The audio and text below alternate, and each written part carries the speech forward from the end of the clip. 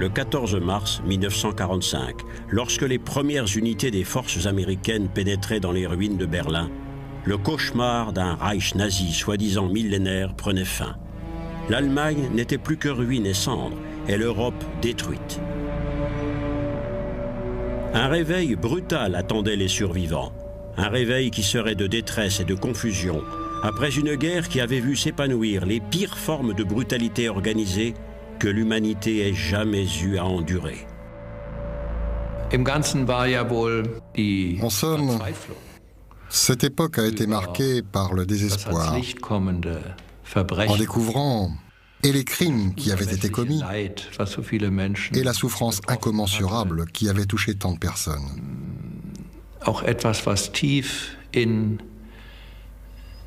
Mais quelque chose d'autre affectait également la confiance du peuple dans sa foi.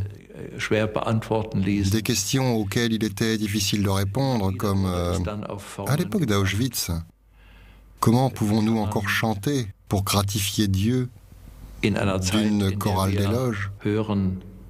Was sich mit dem Begriff Auschwitz verbindet, einen Choral zum Lob und zum Dank Gottes singen.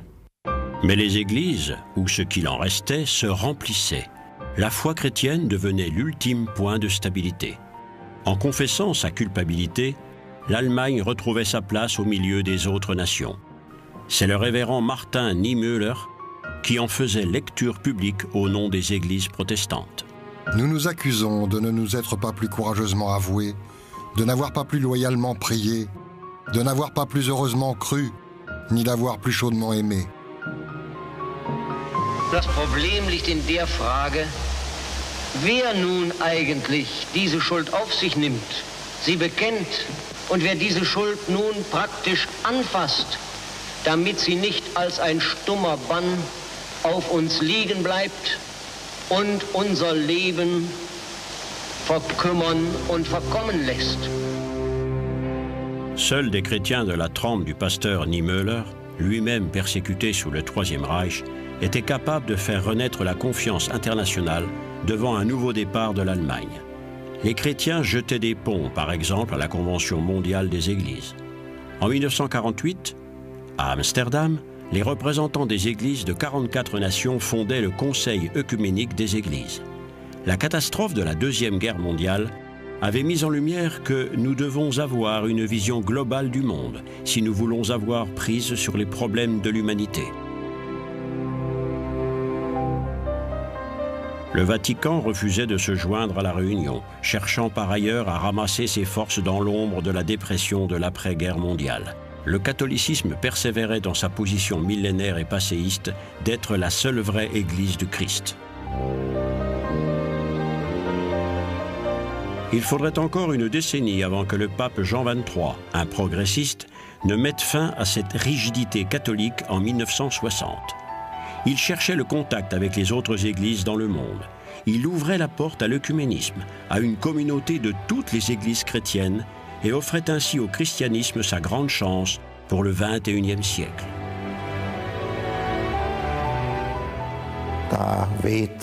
C'était, comme je le vois, inspiré par l'Esprit de Dieu.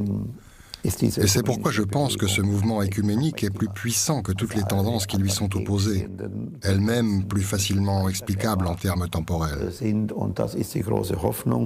le grand espoir, et quand nous parlons des occasions pour le christianisme au XXIe siècle, alors nous devons garder en mémoire une chose préalable. Nous ne pouvons profiter de toutes ces églises rassemblées que dans un effort commun, à travers les frontières des confessions individuelles. C'était de grands moments, mais sous la menace de périls plus grands encore. L'explosion de la première bombe atomique ouvrait un nouveau chapitre de l'histoire de l'humanité. Les hommes possédaient maintenant l'outil de la totale destruction du monde. Dans les premiers mois de l'année 1945, des individus jouaient avec le feu dans les laboratoires d'Oak Ridge. Les archives du centre de développement rappellent encore ce gigantesque pari de Grégoire Bright. Ce physicien était chargé de calculer si la première étincelle atomique n'allait pas faire exploser le monde, la possibilité d'une réaction nucléaire en chaîne ne pouvant être totalement écartée. Après des semaines de calculs, le scientifique rendait son verdict. probabilité plutôt faible. Quelle formule monstrueusement anodine pour décrire la possibilité de fin du monde. Le 16 juillet de cette même année, les scientifiques décidaient de courir leur chance contre ce risque résiduel.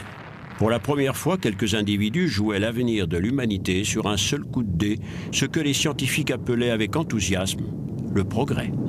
Était-ce le progrès que d'inventer la bombe atomique ? Était-ce le progrès que de faire découvrir au peuple des voies de meurtre plus subtiles? Est-ce le progrès que de mener des expériences sur des individus, etc. Qu'est vraiment le progrès? Une aptitude plus ou moins grande à innover?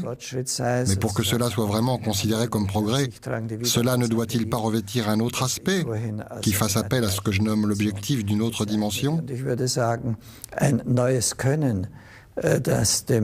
J'ajouterais qu'une innovation qui ne donne pas la possibilité à l'humanité de devenir plus humaine, dans un sens positif, n'est pas un progrès. Dans les années 50, les sociologues vantaient un nouveau progrès pour l'humanité. Les grandes surfaces devenaient les temples de la consommation de masse. Le miracle économique décidait du nouveau rythme de vie. Le consumérisme capitaliste triomphait de la réflexion religieuse. Pour les églises de cette époque, cela représentait un nouveau défi qui allait encore s'amplifier avec le conflit Est-Ouest. Alors qu'à l'Ouest, la promesse d'un paradis de la consommation se réalisait, à l'Est, le rêve communiste tentait définitivement d'éradiquer les églises. Dans les deux mondes, cependant, la seule vraie croyance commune était l'argent.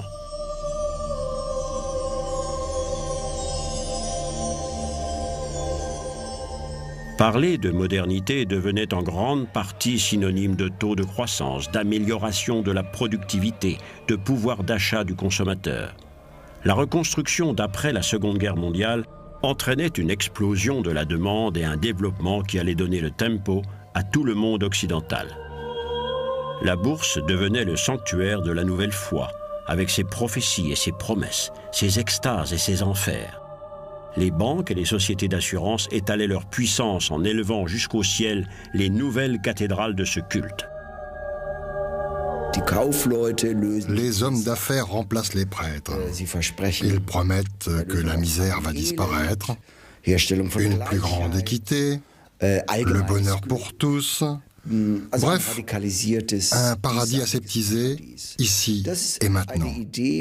Au cours des dernières décennies, je trouve très inquiétant que cette idée soit devenue une obsession pour la plupart des individus.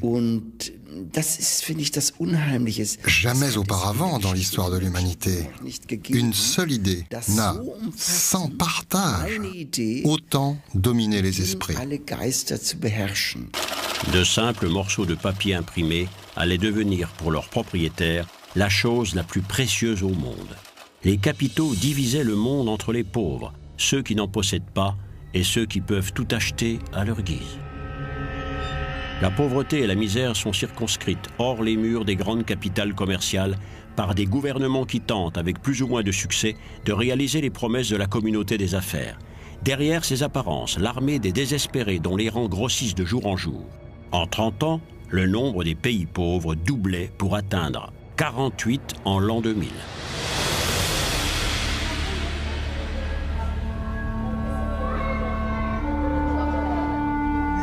Que retirent toutes ces populations des grands mouvements de globalisation et de libre-échange? Les critères du progrès ne seraient-ils que la mondialisation de l'économie et la libre circulation de capitaux spéculatifs? Qui acceptera cette responsabilité? Les courtiers en bourse? Les politiciens? Lorsque nous regardons ces scènes, pouvons-nous admettre le fait que 80% de la richesse mondiale soit aux mains de moins d'un millier de personnes?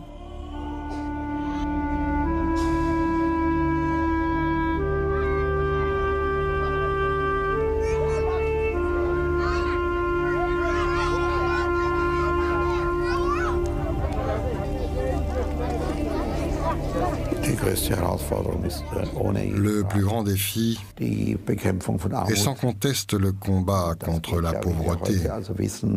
Un combat qui doit s'accompagner d'un grand projet éducatif.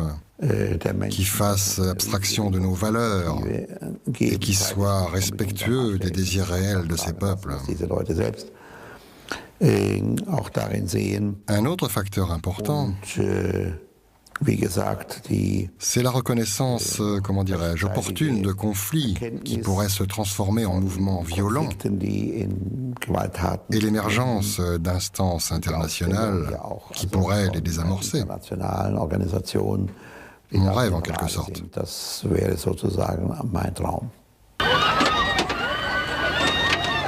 Mais la paix entre les peuples, cette aspiration aussi vieille que le message chrétien lui-même, est encore aujourd'hui battue en brèche, comme elle l'a été encore et encore depuis que ce message existe.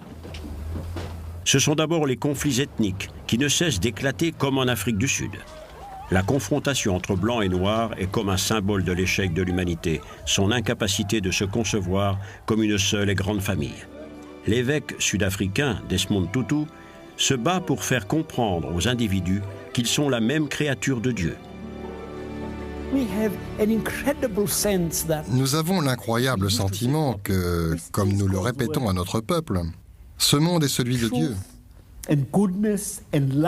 La vérité, la bonté, l'amour et le rire vont avoir le dernier mot. Et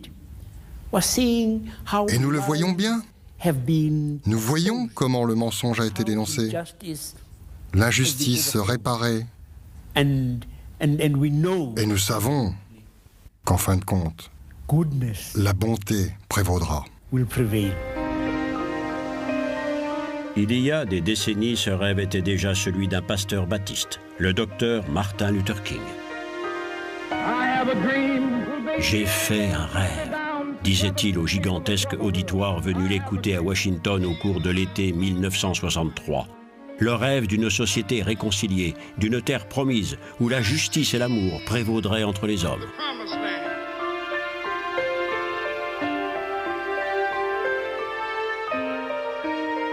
Le vieil idéal chrétien pour lequel Jésus avait vécu et était mort crucifié.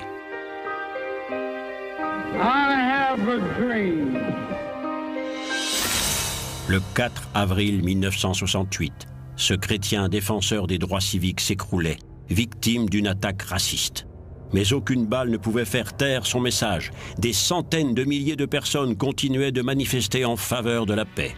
À Rome, la réunion du Concile Vatican II en octobre 1962 devenait la vitrine d'une église cherchant à éliminer toutes les barrières, qu'elles soient nationales ou ethniques. Un vent de renouveau soufflait en ce lieu, devenu au cours des derniers siècles le bastion d'un traditionnalisme rigide. En 1965, lors de la clôture solennelle du Concile, le nouveau pape Paul VI annonçait au monde une série de réformes. Renouvellement de l'enseignement catholique et de la vie de l'Église, réforme de la liturgie, ouverture vers les autres églises. Telles étaient les innovations qui devaient entraîner de profonds changements dans la pratique du catholicisme. Nous sommes toujours impliqués dans l'application de Vatican II, une grande explosion historique, si je peux l'appeler ainsi. Nous avons besoin de temps pour faire nôtre ce processus laborieux. Mais je pense que la chose la plus importante est ce nouveau courage mis à s'assurer que le christianisme conserve aussi sa fonction dans le monde moderne. Il doit admettre le fait qu'il aura toujours besoin de réformes, tout en continuant à maintenir son importance dans le monde.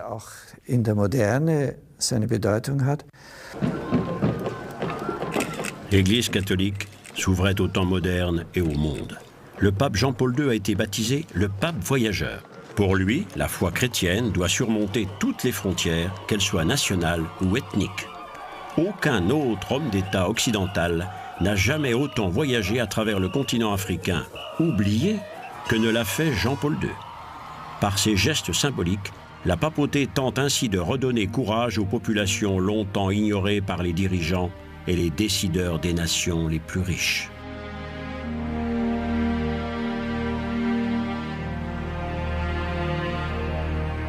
N'évitant aucun écueil, Jean-Paul II, le catholique conservateur, rendait visite à Fidel Castro, le révolutionnaire marxiste. Le dernier représentant du plus grand fantasme totalitaire du XXe siècle, déjà noyé dans le sang, saluait sa venue. les obstacles politiques, autrefois considérés comme insurmontables, commençaient à sauter. Les idéologies violentes seraient-elles enfin remplacées par des politiques ayant un plus grand souci des individus? La fin du XXe siècle représentait-elle une nouvelle occasion pour le christianisme comme elle semblait l'être pour la scène politique? La chose la plus importante à apprendre, c'est d'avoir un rapport humain, les uns avec les autres, dans toute notre diversité. Si les chrétiens croient à leur concept de dignité innée,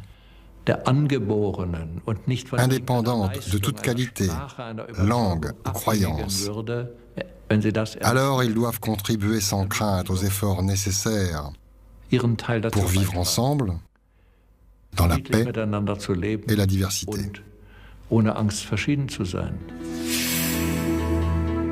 Les églises peuvent bien être vides le dimanche et les pratiquants, catholiques et protestants, de moins en moins nombreux. Ce n'est pas cela qui mettra la vieille promesse chrétienne en danger. L'effet du message chrétien ne se mesure pas à la taille des bâtiments d'église ou au nombre de croyants venus suivre le service religieux dominical.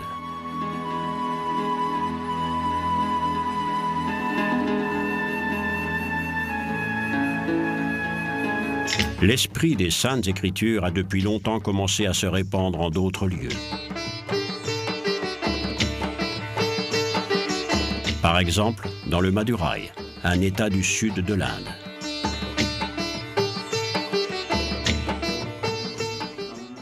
Ces gens célèbrent ici un office de communion chrétienne. Des jésuites habillés comme des moines bouddhistes célèbrent le rite chrétien en y mêlant des ingrédients indiens.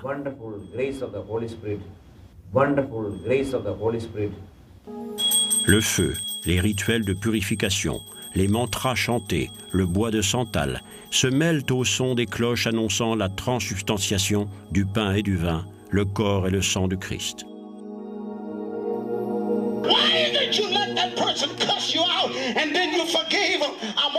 Le nouveau christianisme est ici mis en pratique.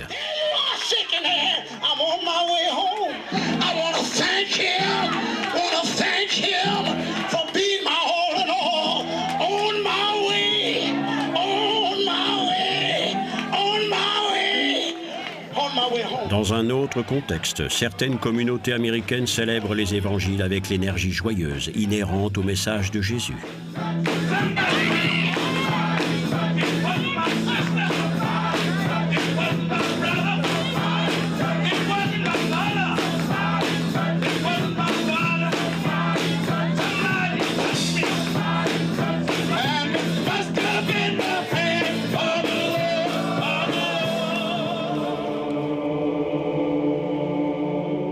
Le christianisme, qui signifie alors pleinement liberté et diversité religieuse porteuse de l'empreinte d'un pays et de son peuple, représente toujours la partie d'une histoire indubitablement culturelle.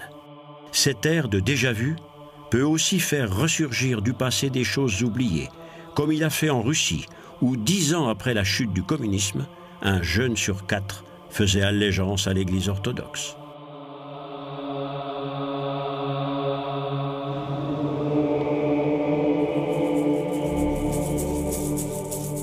À l'autre bout du monde, au cœur des Andes sud-américaines, ce chaman vit à sa façon sa tradition chrétienne.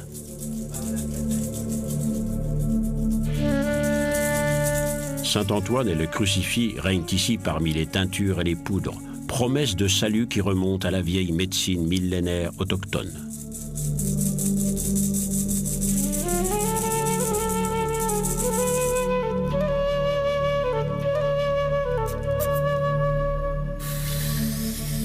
Le parfum devient souffle divin, l'alcool de cactus eau bénite. Les antiques traditions indiennes sont incorporées à la propagation de la bonne nouvelle. Qui pourrait s'arroger le droit de juger du sérieux de la foi de ce croyant?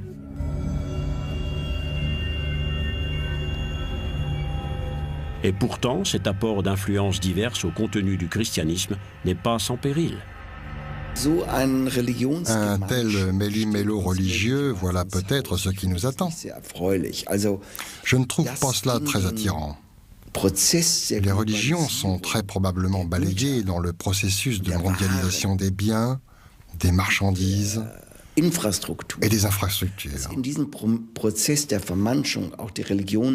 Je crois que cela va leur enlever toute leur finesse et tout leur piquant, ne laissant à l'arrivée qu'une sorte de généralité fadasse que je trouve horrible.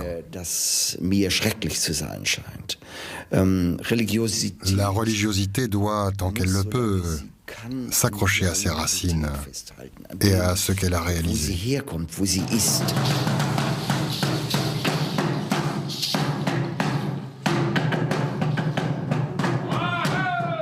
Danse magique à Francfort, rite chamanique à Berlin, le patchwork religieux est envahi par un commerce qualifié d'ésotérique par ses adeptes.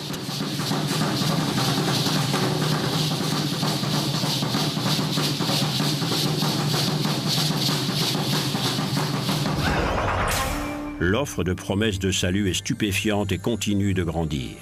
Ce marché en pleine expansion, comme le dit la communauté des affaires, est un marché d'avenir.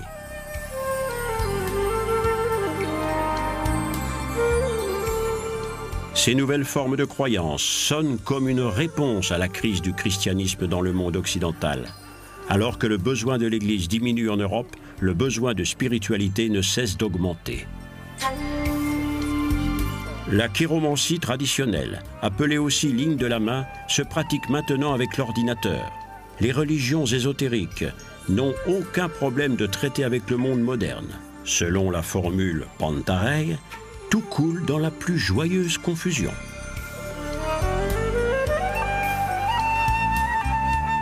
Un danger ou une alternative viable pour le christianisme?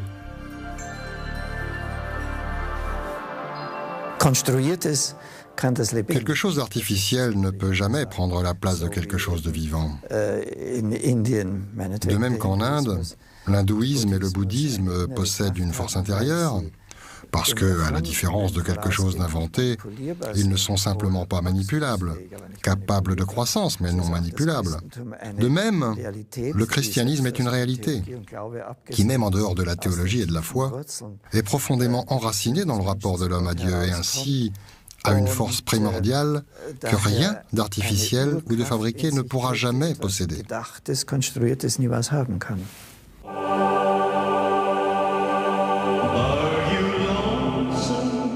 Le monde moderne produit ainsi aujourd'hui d'étranges substituts à la religion traditionnelle. Dans cette image moderne de l'autel, un triptyque fait de thé d'oreiller sert de reposoir à un Elvis divinisé. Des images de pop stars remplacent les saints. La tradition chrétienne devient décoration, événement, dérision.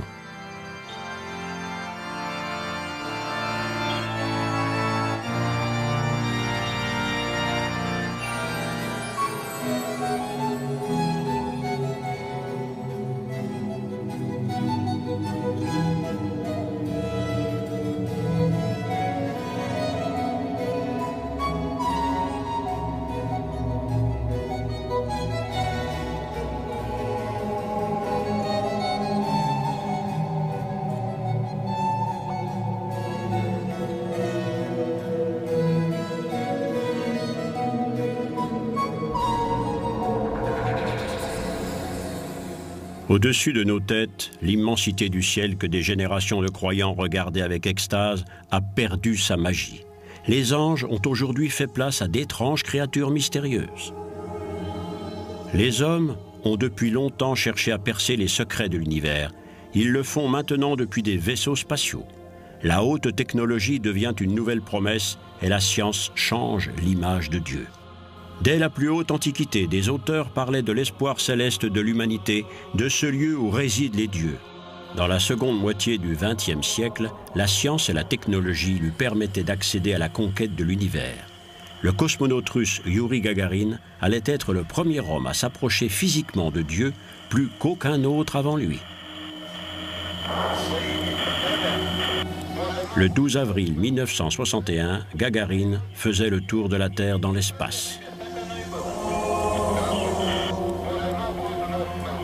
Son vol marquait le début d'une nouvelle ère, celle de la science. Les astrophysiciens allaient les premiers risquer cette thèse. il y a une autre façon de trouver Dieu que par la voie de la religion, c'est la physique. Un jour, cette science devrait prouver l'existence ou la non-existence de Dieu. Youri Gagarin, devenu super-héros sur la Terre, éprouvait dans l'espace ce que l'astronomie moderne allait prouver de façon plus impressionnante encore. L'homme est infiniment petit comparé au cosmos, une poussière perdue sur une petite planète d'un petit système solaire, lui-même perdu au bord d'une galaxie parmi des millions, des milliards d'autres galaxies. À partir de Galilée, l'image du monde dans laquelle la Terre et l'humanité se trouvaient au cœur de la création s'est radicalement transformée. Rien, sauf la Lune, ne tourne autour de la Terre. Tout, en revanche, tourne autour du Soleil. Depuis, de nombreux astrophysiciens considèrent comme certain qu'il pourrait aussi y avoir de la vie sur d'autres planètes. Cette croyance est partagée par Stephen Hawking, probablement le plus célèbre mathématicien et physicien au monde. Hawking est totalement paralysé, même de ses cordes vocales. Seul son pouce lui obéit encore. C'est avec lui qu'il actionne un synthétiseur de voix qui lui permet de communiquer. Pour Hawking, l'univers est peut-être fermé sur lui-même, sans commencement ni fin. Pourquoi aurait-il besoin d'un créateur? Selon Hawking, si un jour nous découvrons la formule qui régit le monde, celle qui expliquerait tout, alors toute l'humanité pourrait avoir accès à cette connaissance. Ce serait le triomphe le plus inimaginable de l'esprit humain, parce qu'alors nous connaîtrions l'esprit de Dieu. Pour de nombreux scientifiques, cependant, Dieu et la science sont tout sauf antinomiques. Ils ne voudraient à aucun prix abandonner leur image du Créateur. Beaucoup d'autres, en revanche, ne croient que leurs calculs. Les accélérateurs de particules, conçus pour les recherches sur l'infiniment petit, sont aussi les cathédrales de notre temps. Une époque où les sciences naturelles semblent être devenues une religion monothéiste. Les scientifiques portent leurs découvertes toujours plus sensationnelles comme autant d'ostensoirs. La sagesse des temps anciens et des pans entiers de notre culture, y compris le christianisme, ont depuis longtemps été remisés au rayon des accessoires par des scientifiques comme le physicien Stephen Weinberg.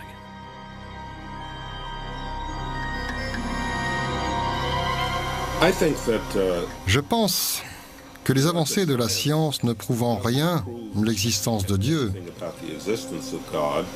mais elles enlèvent un des vieux arguments en faveur de Dieu, à savoir qu'il n'y a pas d'autre voie pour comprendre le monde qui nous entoure.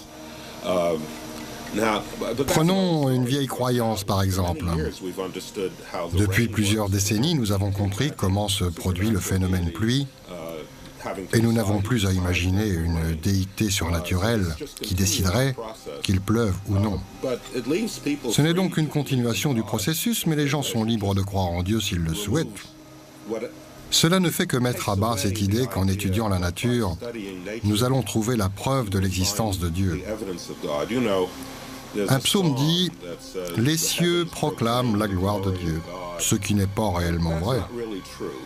Les cieux ne proclament pas la gloire de Dieu, ou s'ils le font, ils ne le font pas plus désormais qu'ils ne font d'autres choses dans la nature. Les étoiles ne sont que des boules de gaz bouillant, chauffées en leur cœur par des réactions nucléaires.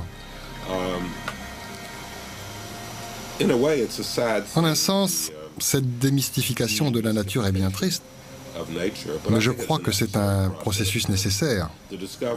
La découverte de la théorie finale sera un pas dont l'importance ne sera comparable peut-être qu'avec les découvertes scientifiques des XVIe et XVIIe siècles.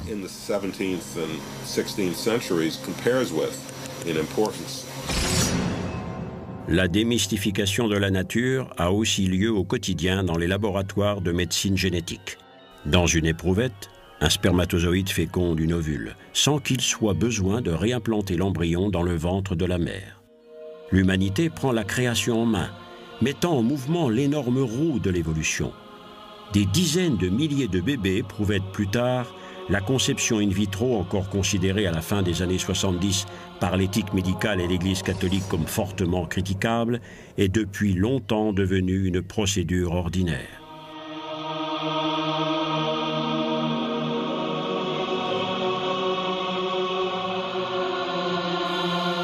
Des cliniques privées spécialisées dans l'insémination artificielle surgissent un peu partout, les profits n'étant pas la moindre des raisons. C'est dans cette clinique britannique de Bourne Hall qu'en 1978 est né le premier bébé éprouvette au monde.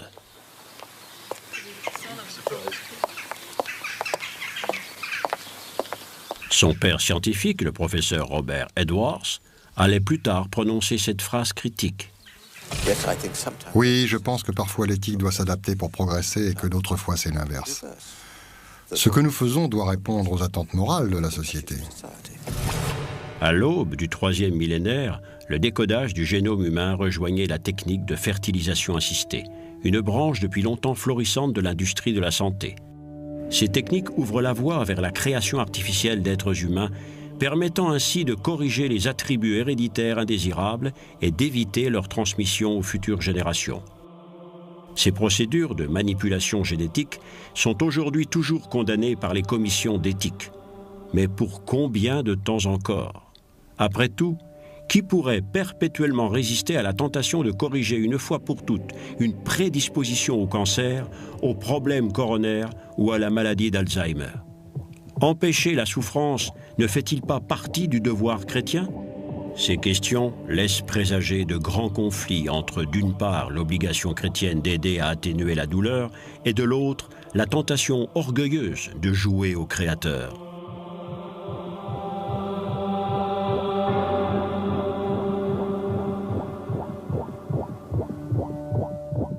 Vus au microscope, ces chromosomes, porteurs de toutes les caractéristiques héréditaires, étaient jusqu'à présent pleins de mystères. Grâce à la mise en place d'un immense projet mondial et à la robotisation informatique, le génie génétique est maintenant en position de décoder dans ses moindres détails la totalité du génome humain déjà identifié dans son ensemble. Des chercheurs, tels le biologiste moléculaire Bill Hazeltine, veulent maintenant aller plus loin en s'attaquant au décodage du génotype afin d'augmenter la durée de la vie humaine. Est-on à l'aube de la découverte de la vie éternelle?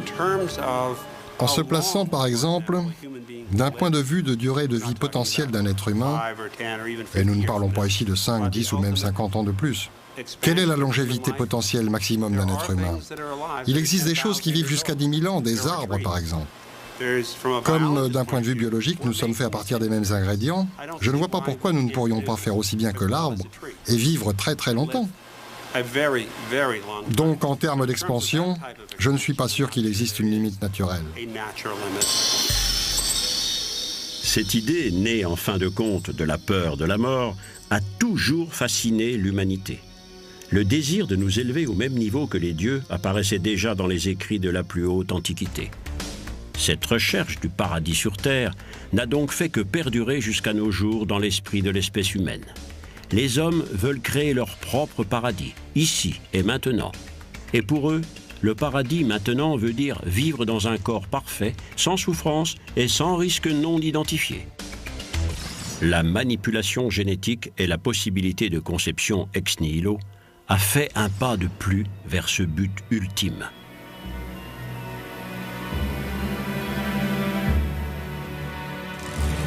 À l'instar de French Anderson, le pionnier de la thérapie génétique, quelques rares scientifiques ont de sérieux doutes sur une telle orientation.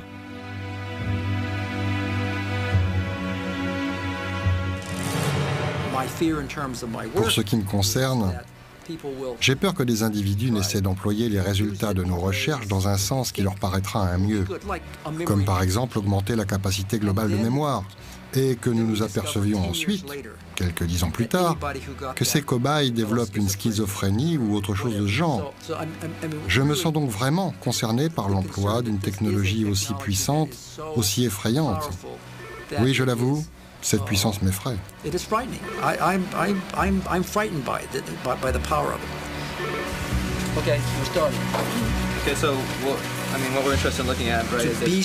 J'aimerais être sûr que le génie génétique, technologie puissante mais simple à mettre en œuvre, ne dérive pas comme l'a fait la technologie de l'énergie nucléaire, une autre technologie puissante qui a servi à construire les bombes atomiques.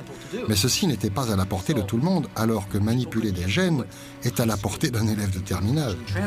Mais la promesse scientifique de l'accession au bonheur est plus forte que notre peur des conséquences, et la responsabilité ne s'exerce qu'autant que le monde le demande. C'est pourquoi je pense qu'il est très important pour le christianisme de conserver l'horizon de l'au-delà dans la vie, non dans le but de réduire la responsabilité, mais plutôt dans celui de créer une vraie responsabilité, car mes actes ne se perdent pas tout bêtement dans le vide. Je me sens responsable et je pourrais avoir à rendre des comptes, à savoir si je fais des choses qui correspondaient à ma tâche et mes capacités, dans ce que je suis, dans ce que je pourrais être et dans ce que je pourrais apporter. C'est pourquoi je pense que nous devons avoir plus de courage pour parler de façon juste de l'au-delà. L'histoire des sciences démontre que tout ce qui pouvait être fait l'a toujours été sans aucune exception. Et si des individus décident de jouer au Créateur, alors ils feront tout pour aller jusqu'au bout en fabriquant des clones humains. Il est plus que probable qu'à l'heure actuelle, des centaines d'individus de par le monde travaillent fiévreusement sur la technique de clonage humain dans l'ambiance aseptisée de leur laboratoire. Théoriquement, le clonage est la porte ouverte vers l'immortalité des hommes, à l'égal des dieux. Des sectes existent déjà qui font de ces antiennes leur bannière. Les Elohim, sous la houlette de leur gourou Raël, jouissent ainsi d'une grande popularité. Cette secte, qui revendique environ 50 000 adhérents de par le monde, emploie ses propres chercheurs. Ces derniers travailleraient sur une méthode de clonage et offrent leurs services sur Internet. Leur tarif d'un clonage à la demande serait de 200 000 $. Bienvenue dans le nouveau monde.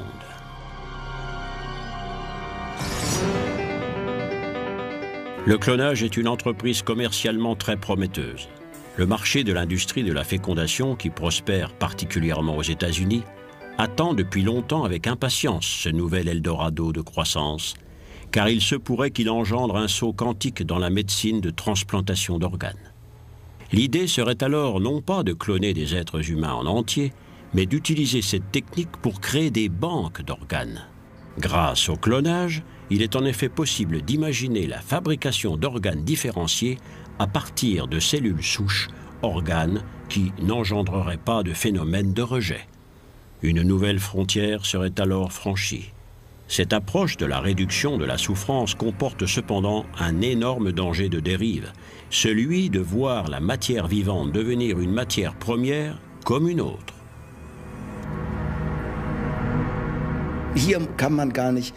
Il est difficile d'affirmer de manière claire et radicale que l'Église est de nouveau sur le point de manquer le moment où il faudra dire définitivement non.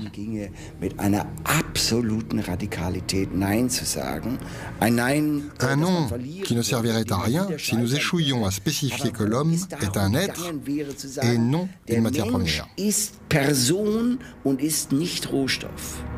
En fait, tous les éléments du corps humain sont maintenant quasi disponibles.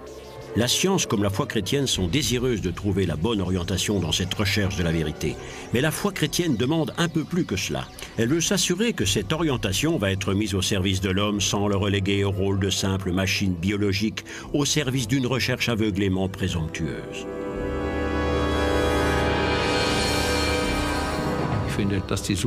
Je crois que la recherche de la vérité ne sert pas de vengeance, mais plutôt de réconciliation, et qu'elle jette les fondements d'une vie pacifique en bonne intelligence entre des peuples différents et qui le seront toujours. C'est ce pourquoi nous, chrétiens, devrions lutter.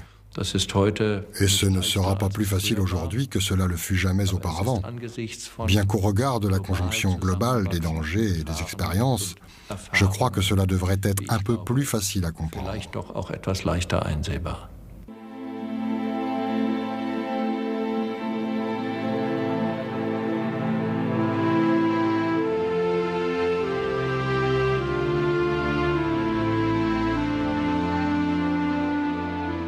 Tout au long du cheminement infini suivi par l'humanité, le message du rabbin de Nazareth offre une orientation dans la recherche de la vérité.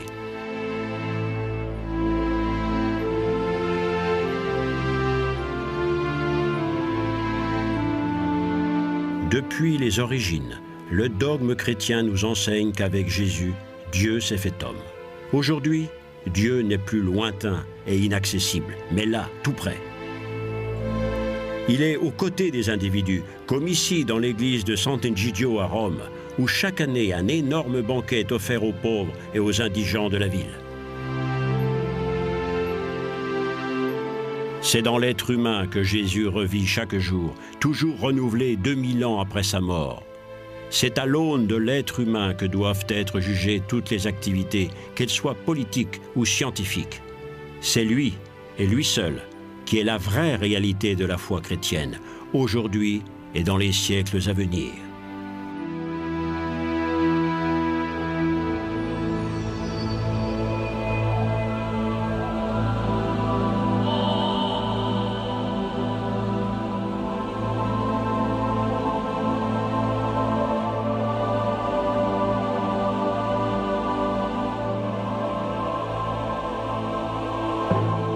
Au cours de ces 2 millénaires d'existence, la marche du christianisme a expérimenté toutes les formes de souffrance et d'amour, toutes les bassesses et toutes les grandeurs de la nature humaine.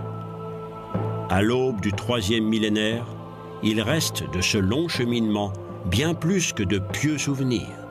Il reste la croyance qu'en dépit de toute souffrance, la vie est dans les mains de Dieu et que cette longue histoire aura finalement le meilleur des dénouements.